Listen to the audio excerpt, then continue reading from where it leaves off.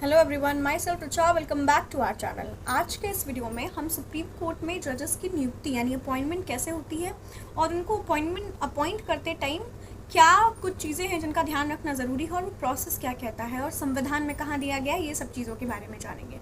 तो देखिए, supreme court में जजेस का अपॉइंटमेंट का अगर बात करें तो 124 आर्टिकल 124 क्लॉज 2 है जो प्राइमा फेसी ये बोलता है कि सीजेआई को अपॉइंट करने का जो पावर है वो प्रेसिडेंट के पास है।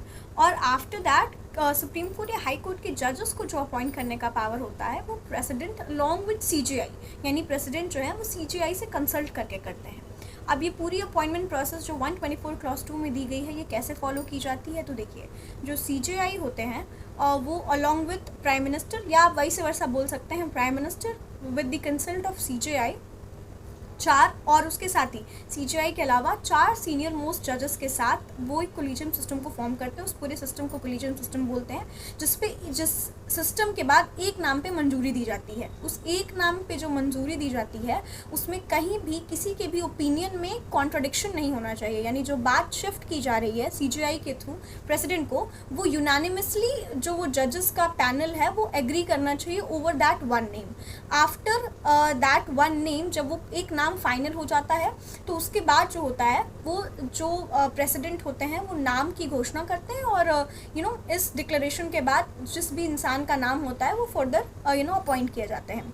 एक चीज़ बहुत ध्यान रखने की ज़रूरत ये है कि ये पूरी प्रोसेस जो है वो रिटन होनी चाहिए यानी इन राइटिंग होनी चाहिए। और दूसरी बहुत इंपॉर्टेंट चीज़ ये है कि वाइल अपॉइंटिंग दी जज और ये ध्यान रखना है कि हम सीनियरिटी प्रिंसिपल को इग्नोर ना करें, यानी सीनियरिटी प्रिंसिपल फॉलो किया जाए। सीनियरिटी प्रिंसिपल क्या होता है, देखा जाता है कि जो बेंच है, जैसे अभी बेंच है 34 के इंक्लूडिंग सीजेआई, तो जो बेंच है उसमें सबसे ज़्यादा सीनियर कौन है और उन्हीं के नाम के साथ जो है उन्हीं के नाम को आगे बढ़ाया जाता है सीजेआई बनने के लिए।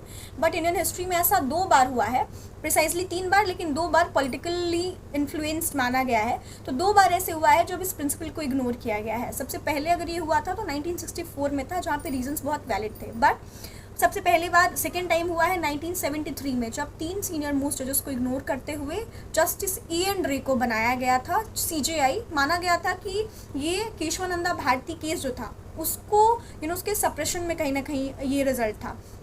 इंदिरा गांधी गवर्नमेंट थी उस टाइम पे। और जो दूसरी बार ऐसा हुआ था वो हुआ था 1977 में, जब जस्टिस सीनियर जज HR खन्ना को इग्नोर करते हुए जस्टिस MH बेग को जो था वो बनाया गया था सीजेआई अगेन। माना गया था कि बहुत स्ट्रॉन्ग पॉलिटिकल इन्फ्लुएंस रहा है इस पर्टिकुलर टाइम पे इनको बनाने में। Thank you for watching, stay continue.